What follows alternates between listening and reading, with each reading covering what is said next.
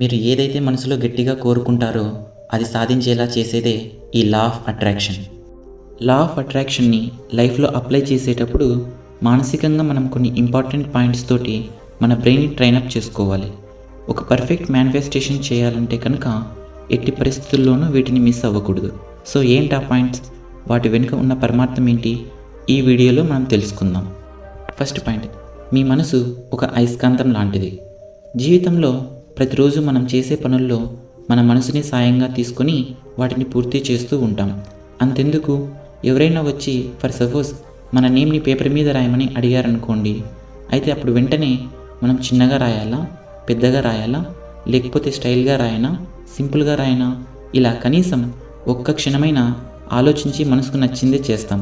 ఇలా సర్వత్రా మనసుతో ముడిపడి ఉంటుంది మన జీవితం. అయితే ఇక్కడ మీరు గుర్తుపెట్టుకోవాల్సిన విషయం ఏంటంటే, మీ మనసు అనేది ఒక అయస్కాంతం లాంటిది.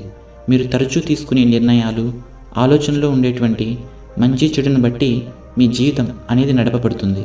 కాబట్టి సాధ్యమైనంత వరకు ఎప్పుడు మంచిని మనసులో తలుచుకోవడం ద్వారా పాజిటివ్ లైఫ్ని, సిచ్యువేషన్స్ని మీ మనసుకు ఉండేటువంటి ఆకర్షణ శక్తి ద్వారా యూనివర్స్ దగ్గర నుంచి మీ లైఫ్లోకి ఆకర్షించగలుగుతారు. మీరు ఏమి కోరుకుంటున్నారు లేదా ఏం తలుచుకుంటున్నారు అన్న మంచి చెడ్డ విశ్లేషణ యూనివర్స్కి అనవసరం.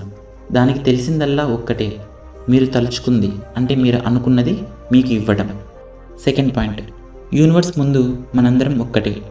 ఒక రకంగా చెప్పాలంటే మనందరం ఒకరితో ఒకరం సంబంధం కలిగి ఉంటాం. మనం దాన్ని యాక్చువల్గా చూడం అంతే. ఈ విశ్వంలో అన్నీ కూడా ఒకదాని మీద మరొకటి ఆధారపడి ఉంటుంది. ఫర్ ఎగ్జాంపుల్, ఎవరో పండించిన ఫుడ్ ఇక్కడ మనం తింటున్నాం. అలాగే ఎవరో ఎక్కడో నేసిన బట్టలు ఇక్కడ మనం ధరిస్తూ ఉన్నాం. అలానే మనం చేసే పనుల మీద కూడా కొంతమంది ఆధారపడి ఉంటారు. అందరూ బాగుంటేనే మనం బాగుంటాం. కాబట్టి మీ ఆలోచనల పట్ల అలర్ట్గా ఉండండి. ఎప్పుడూ కూడా ఒకరి పతనాన్ని కానీ ఒకరి ఓటమిని కానీ మీ మనసులో కక్షగా పెంచుకోవద్దు. ఎందుకంటే అది తిరిగి మన లైఫ్లోకి వచ్చి మరింత బాధ పెడుతుంది. కాబట్టి ఇంకా సింపుల్గా చెప్పాలంటే ఇది ఒక కర్మ సిద్ధాంతం లాంటిది. మనం ఏమిస్తే అదే మనకి తిరిగి వస్తుంది. జీవితంలో మనం చేసిన వాటికి మనమే బాధ్యులమవుతూ ఉంటాం. కాబట్టి నలుగురు బాగుండాలి అని కోరుకోండి.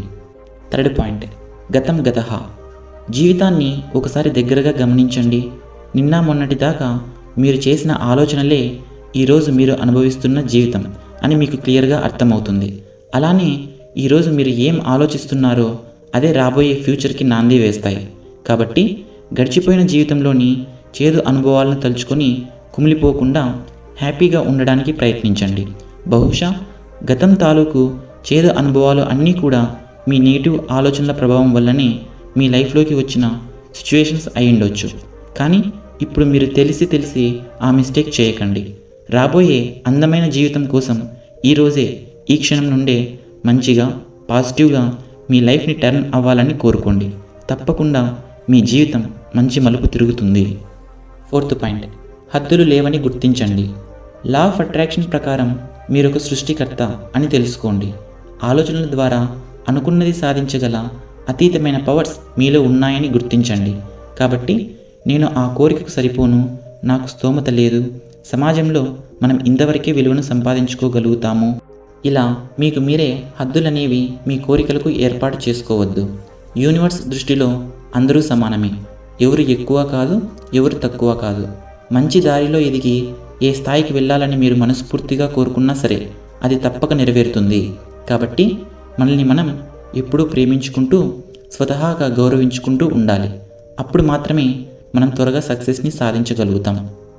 సో ఫ్రెండ్స్, చూశారు కదా, ఈ 4 ముఖ్యమైన విషయాలను మనం తప్పకుండా దృష్టిలో పెట్టుకొని మానసికంగా మనల్ని మనం సంసిద్ధం చేసుకోవాలి. మీరందరూ కూడా మీ కలలను త్వరలో సొంతం చేసుకోవాలని ఆశిస్తున్నాం. మీరు కోరుకుంటుంది మీ దగ్గరికి చేరుతుంది. నమ్మకంతో ఓపికగా వేచి ఉండండి. అద్భుతమైన ఆలోచనలు అద్భుతమైన జీవితాన్ని సృష్టిస్తాయి.